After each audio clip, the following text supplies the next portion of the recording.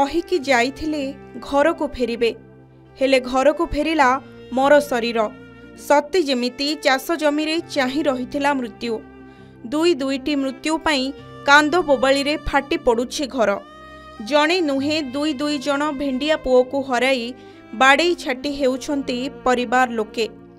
एभली हृदय विदारक घटना घटिछि कलाहांडी जिला कोकोसरा ब्लॉक बड़पोड़ागुड़ा गाँव रे चाष जमी रे पानी मड़ाइबाकू जाई मृत्यु को डाकी आनिछंती एही दुई जन चाषी।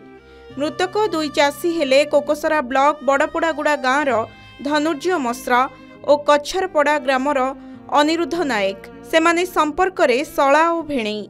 प्रकृत रे दर्शक बंधु जीवनर जेमिति किछि माने नाही केबे आपणकर कौन हेबो आपण निजे भी जानि नथिबे। किए राम नाम जपिबा बेले चली जाउछि तो आउ किए काम करिबा बेले प्राण हराउछि।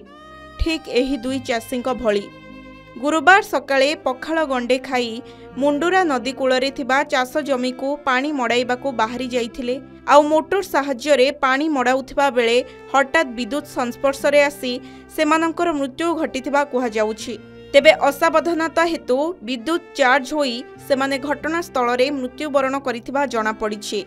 घटना घटिबार किछि समय भितरे परिवार लोके सेमानंकु उद्धार करि आनिथिले सेतबेलकू किंतु सेमानंकर प्राणवायु उड़ी जाइथिला। परिवार वर्ग एही घटना संपर्क में स्थानीय आमपानी पुलिस को सूचना देबा परे पुलिस पहुंची पारिपार्श्विक अवस्था अनुध्यान करने सह शव जबत करिथिला। मृतदेह को पोस्टमार्टम पई पठाई तदंत जारी रखिछि पुलिस।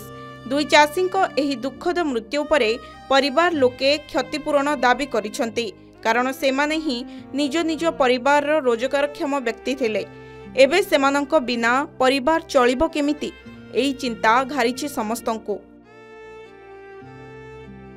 कलाहांडी भवानीपाटनारू प्रवीण पट्टनायकଙ୍କ रिपोर्ट के न्यूज ओडिशा।